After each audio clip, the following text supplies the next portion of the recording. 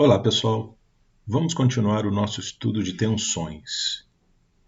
Nessa aula de hoje, nós vamos aprender a calcular a tensão num plano oblíquo, num plano inclinado. Vamos relembrar o que nós vimos nas aulas anteriores. Nós, por enquanto, estamos estudando apenas as tensões que aparecem quando um elemento unidimensional está submetido a uma carga axial. Nós aprendemos que se para calcular a tensão, que é alguma coisa que está acontecendo no interior do elemento, é uma coisa interna, eu preciso definir um plano, um corte virtual, e quando eu olho esse plano, esse corte virtual, naquela seção que eu crio, aparece o que a gente chamou de tensão normal, quando essa seção é perpendicular à carga aplicada. Se a seção é tangencial à carga aplicada, ou a carga é tangencial à seção que eu criei, a gente chamou isso de tensão de cisalhamento. Aprendemos, então, que forças axiais geram tensões normais e forças tangenciais geram tensões de cisalhamento. Mas percebam que eu fiz isso apenas com cortes muito específicos, ou perpendicular à força, ou tangencial à força. E se eu tiver com o meu mesmo elemento agora aplicado a ele uma carga axial centrada, e eu quero saber o que está acontecendo num ponto aqui no seu interior, e traço um plano inclinado, um plano oblíquo, o que será que vai acontecer? Bom, vamos olhar a seção que sobra, o pedaço da esquerda. Está aqui a minha seção nova criada, virtual, inclinada, e por equilíbrio de forças, a resultante de tudo que aparecer aqui nessa seção criada tem que equilibrar a carga externa aplicada. Então, o esforço normal resultante aqui, que a gente aprendeu lá de esforços normais, tem que ser igual à carga P, para manter o equilíbrio. Acontece que eu posso pegar essa carga P e decompor numa parcela que é perpendicular a essa área que eu criei e uma outra parcela que é tangencial à área que eu criei. Vamos chamar essa parcela perpendicular de F e a parcela tangencial de V. Mais uma coisa, essa área aqui, ela é diferente da área da seção transversal com um plano normal. Essa área é um pouco maior. Vamos chamar essa área normal de A0 e a área nova criada, oblíqua, de Aθ, relacionada com o ângulo. Vejam que o ângulo é medido a partir da posição normal, da vertical, girando no sentido anti-horário positivo. A parcela de força normal nessa superfície vai ser, evidentemente, F cosseno θ. Esse ângulo aqui é o mesmo que aparece aqui. E a parcela tangencial é a força P vezes seno θ. Agora basta pegar essa força normal e dividir por essa área Aθ, e eu vou achar o que seria a tensão normal nesse plano. Acontece que eu também terei nesse mesmo plano tensão de cisalhamento, porque eu tenho uma parcela tangencial P seno θ. Divido por essa área, vou achar quem é a tensão de cisalhamento. Então só nos resta agora saber direitinho quem é essa área θ, e é muito fácil de calcular. Eu vou mostrar aqui esse raciocínio com uma seção retangular. Ele é o mesmo que pode ser feito para seção de qualquer formato, de qualquer geometria. A única diferença é que eu talvez precise de um raciocínio envolvendo integral por causa da superfície irregular. Mas vamos pensar que aqui eu tenho uma seção transversal retangular. Aqui a largura é B, essa largura é fixa ao longo de toda a barra. A altura inicial aqui na seção reta é H0. E essa mesma altura do retângulo, quando eu inclino o meu corte de θ, eu vou chamar de Hθ. Então vamos olhar para essa relação que aparece aqui, aparece um triângulo. Eu posso calcular o meu A0 é BH0, evidentemente, e o meu Aθ é BHθ. Mas vamos olhar a relação entre H0 e Hθ.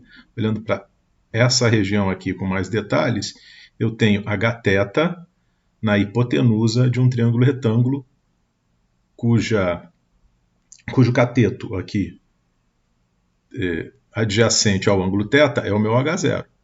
Portanto, H0 e Hθ se relacionam como? H0 é igual a Hθ cosseno de θ. Isolo o H0 e o Hθ e descubro que o Hθ é H0 sobre cosseno θ. Bom, eu quero calcular o Aθ, que é BH0. BHθ, perdão. Então, o Aθ é BHθ. Substituo isso aqui e chego a BH0 sobre cosseno θ. Quem é BH0? É o A0. Portanto, essa seção transversal inclinada de θ em relação à seção normal A0 é simplesmente pegar a seção reta e dividir por cosseno θ. O maior valor de cosseno θ ocorre quando θ é igual a zero. Então, quando θ é igual a zero, eu estou na posição ângulo igual a zero, estou na posição reta normal. A θ é igual a zero. À medida que eu vou inclinando, cosseno θ é um número que vai diminuindo, né, quando θ é zero, cosseno é 1. Para outros valores ele é menor do que 1. Estou dividindo a zero por um número menor do que 1. Portanto, a θ aumenta. Esse Aθ é maior do que a zero, evidentemente. Portanto, agora eu estou pronto para calcular as tensões que aparecem nesse plano inclinado. Uma parcela normal e uma parcela tangencial. A tensão da parcela normal, a tensão normal, é a força normal, que era P cosseno θ, dividido pelo A do plano inclinado, a área da seção inclinada, que é A0 dividido por cosseno θ. Simplificando, fica P sobre A0, cosseno ao quadrado de θ. A parcela tangencial é a minha tensão tal de cisalhamento, que é a força tangencial V, que era P seno θ, dividido pelo Aθ, que é A0 sobre cosseno θ. Simplificando, fica P sobre A0, seno θ, cosseno θ. Então, nós calculamos para um plano inclinado as parcelas de tensão normal e tensão de cisalhamento.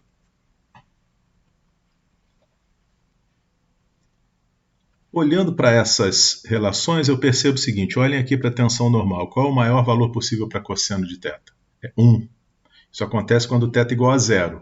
Então, o valor máximo que essa tensão pode atingir, alcançar, é quando o ângulo é zero e essa seção está exatamente na perpendicular. E a tensão normal está alinhada com o eixo da carga. Então, a tensão máxima é P sobre A0, que é aquela tensão média que nós calculamos nas aulas anteriores. Quando isso acontece, θ é igual a zero. Olhem na equação de tal, seno de zero é zero, o tal é igual a zero. Bom, isso é o que a gente aprendeu logo lá no início. Se eu tiver carga aplicada na direção axial e pego uma seção transversal que seja normal à direção da carga, eu tenho apenas tensão normal. Essas equações confirmam o que a gente já tinha visto. Agora vamos olhar para a equação de cisalhamento. Eu tenho aqui uma parcela que é seno θ cosseno θ. Isso é metade do seno de 2θ. Metade do seno de 2θ. Quando é que o seno é máximo? Quando o ângulo do argumento é 90 graus.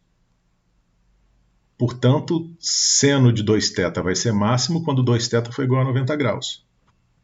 Significa que o cisalhamento vai atingir o valor máximo a mais ou menos 45 graus desse eixo axial. Então, se esse plano aqui está inclinado de 45 graus, positivo ou negativo, é quando a parcela tangencial tal atinge seu valor máximo. Eu substituo seno de 45 e cosseno de 45, multiplico e eu vou achar P sobre A0 dividido por 2. Metade daquela tensão normal média, lembra? Mas aqui é a tensão de cisalhamento máxima. A tensão de cisalhamento máxima acontece quando o ângulo é de 45 graus. Agora, quando eu tinha normal máxima, o cisalhamento era zero. Quando eu tenho o ângulo de cisalhamento máximo, a normal não é zero. Substituam 45 graus aqui, que vocês vão ver que vai dar também P sobre 2A0. Então, aqui nós temos conceitos muito importantes nesse estudo muito simplificado de tensões num plano oblíquo e que vão se repetir quando a gente estudar casos mais complexos. Lembrem-se disso. No plano orientado, onde acontece a tensão normal máxima, a tensão de cisalhamento é zero. Zero. No plano onde acontece a tensão de cisalhamento máximo, A tensão normal não é necessariamente zero. Não é. Mais ainda, o plano onde ocorre a tensão normal máxima e o plano onde acontece a tensão de cisalhamento máximo, normal máxima e cisalhamento máximo, são planos separados por 45 graus. Esses resultados são importantes e vão se repetir mais para frente, quando a gente estudar casos mais gerais de tensões.